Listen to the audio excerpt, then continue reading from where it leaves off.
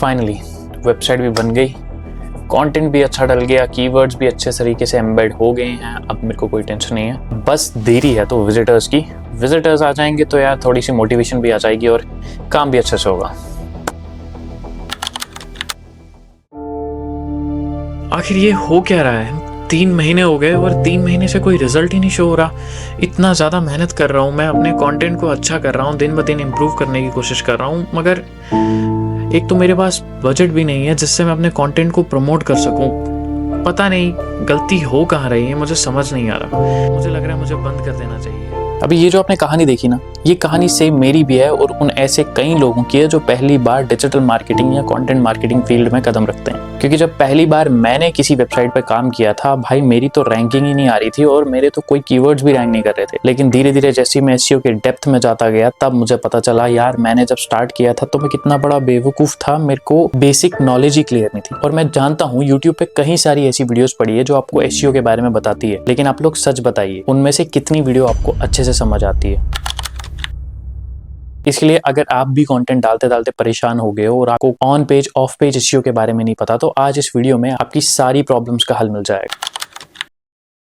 On page और of page जानने से पहले हम थोड़ी सी नजर डालते हैं एसईओ के ऊपर। एसईओ का मतलब होता है सर्च इंजन ऑप्टिमाइजेशन। ये ऐसा प्रोसेस होता है जिसमें आप अपनी वेबसाइट को गूगल फ्रेंडली बनाते हैं ताकि आपकी वेबसाइट और आपका कंटेंट गूगल पे आपके ऑडियंस को इजीली दिख जाए। जब कभी भी आप कोई कीवर्ड गूगल पे सर्च करते हैं तो गूगल हंड्रेड्स ऑफ फैक्टर्स को एनालाइज करता है ताकि वो आपके लिए रेलिवेंट कंटेंट को ढूंढ सके। इन हंड्रेड्स ऑफ फैक्टर्स में मेटा टाइटल, मेटा डिस्क्रिप्शन और बहुत सारी चीजें आ जाती हैं। आपने अक्सर नोटिस किया होगा जब भी आप गूगल पे कोई कीवर्ड डालते हैं, कोई भी चीज सर्च करते हैं, तो आपको पहले पेज में ही आपका रिजल्ट शो हो जाता है। ये गूगल के एल्गोरिदम की वजह से ही होता है। गूगल का एल्गोरिदम आपके सर्च किए हुए इंटेंट को वेबसाइट के कंटेंट के इंटेंट से मैच करवा के आप तक पहुंचाता है। अभी ऑन पेज एसईओ की बात करें तो ऑन पेज एसईओ एक ऐसा एसईओ होता है जो डायरेक्टली आप अपनी वेबसाइट के ऊपर इंप्लीमेंट करते हैं। इसे इंप्लीमेंट करने के कई फायदे होते हैं, जिसमें से मेन और इंपॉर्टेंट फायदा ये होता है कि ये गूगल को और आपके यूजर को ये क्लियर करता है कि आखिरकार आपकी वेबसाइट डिलीवर क्या करती है। इसमें वेबसाइट की स्ट्रक्चरिंग और भी बहुत सारी चीजें आ जाती है जो अभी हम डिस्कस करेंगे। कीवर्ड्स, आपने कीवर्ड्स के बारे में कहीं ना कहीं तो सुना ही होगा। ये ऐसे वर्ड्स होते हैं जो आपके यूजर सर्च करते हैं। कीवर्ड्स बहुत ही वैल्यूएबल वर्ड्स होते हैं जो आप अपने पेज में सही जगह और सही क्वांटिटी में यूज करें तो गूगल आपके पेज को अच्छे से समझ सकता है। और जब गूगल आपके पेज को समझने लग जाए तो वो आपके पेज को जल्दी इंडेक्स करता है ताकि आपका पेज जो है जल्दी जल्दी विजिटर्स तक पहुंच सके। और अगर कोई भी आपकी वेबसाइट पे दिए गए कीवर्ड्स को सर्च करता है तो उन्हें आपकी वेबसाइट सबसे पहले नंबर पे दिखती है। और इससे होता क्या है, वो यूजर्स आपके विजिटर्स बनते हैं और अगर आपकी ई कॉमर्स वेबसाइट है तो डायरेक्टली आपके कन्वर्जन्स भी बन सकते हैं। इंटरनल लिंकिंग, ये भी एक बहुत इंपॉर्टेंट फैक्टर होता है ऑन पेज एसईओ का। इंटरनल लिंकिंग में आप अपनी वेबसाइट के पेजेस को एक दूसरे के साथ लिंक करते हैं। मान लीजिए अगर मैं एक कंटेंट बना रहा हूँ व्हाट इज एसईओ, तो मैं चाहूंगा मेरे यूजर्स एसईओ के टाइप्स के बारे में भी जान सके। तो ऐसा करने के लिए मेरे को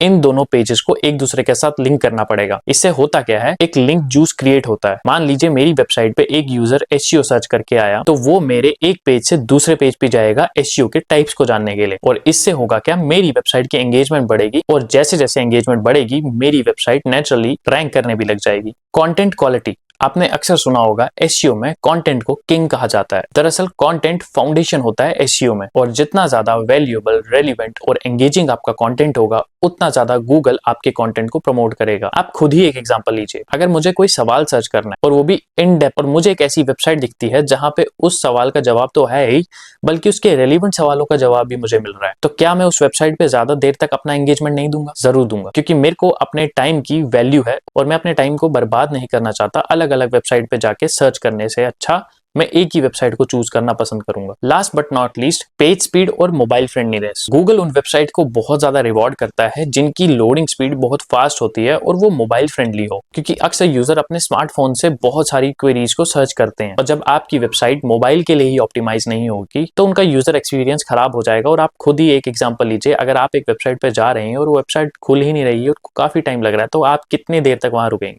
2 सेकंड्स, उससे ज्यादा नहीं। और इससे होगा क्या, आपकी वेबसाइट का बाउंस रेट बढ़ेगा और ये आपकी वेबसाइट के लिए बहुत ज्यादा खतरनाक है। तो इसलिए जितनी ज्यादा मोबाइल फ्रेंडलीनेस होगी आपकी वेबसाइट, जितनी ज्यादा पेज लोड स्पीड होगी, उतना बेस्ट आपकी वेबसाइट के लिए होगा और गूगल भी आपकी वेबसाइट को जल्दी जल्दी लोगों तक पहुंचाएगा। ओवरऑल देखा जाए तो ऑन पेज एसईओ का एक ही गोल होता है, यूजर्स और गूगल दोनों के लिए बेस्ट एक्सपीरियंस शेयर करें। ऑफ पेज एसईओ की तरफ बढ़ने से पहले मैं आपको एक सिनेरियो समझाता हूं ताकि ऑफ पेज एसईओ को आप बेहतर तरीके से समझ सके, क्योंकि इसको समझने में थोड़ा दिक्कत हो जाती है। मान लीजिए मेरे दो दोस्त हैं जो मेरे घर आते हैं मेरे पेरेंट्स को करियर गाइडेंस देने के लिए, ताकि मेरे पेरेंट्स को इजीली डिसाइड हो सके कि मेरे लिए कौन सा करियर सूट करेगा। उन दोनों दोस्त में एक दोस्त सक्सेसफुल है अपने काम में और दूसरा अभी जस्ट स्टार्ट ही कर रहा है अपने काम को। तो आपके हिसाब से मेरे पेरेंट्स किसकी गाइडेंस को ज्यादा बेहतर समझेंगे? ऑब्वियसली जो सक्सेसफुल है। सेम चीज इंप्लीमेंट होती है गूगल के ऊपर। जब आप ही की निश में एक सक्सेसफुल ब्लॉग आपकी वेबसाइट की तरफ पॉइंट करता है और सेम चीज कोई ऐसी वेबसाइट पॉइंट करती है जो अभी स्टार्ट ही हो रही हो या उसका अथॉरिटी स्कोर बहुत कम है गूगल पे, तो गूगल किसकी सुनेगा? सक्सेसफुल ब्लॉग वाले। और गूगल ये समझेगा कि ये वेबसाइट भी अच्छी वेबसाइट है क्योंकि इसको एक टॉप वेबसाइट जो रेलिवेंट निश में है वो रेकमेंड कर रहा है। ऑफ पेज एसईओ पूरी तरीके से डिपेंड होता है बैकलिंक्स के ऊपर, और ये कोई ऐसी वैसी बैकलिंक्स की बात नहीं कर रहा हूं मैं। बैकलिंक्स एक हाईली रेलिवेंट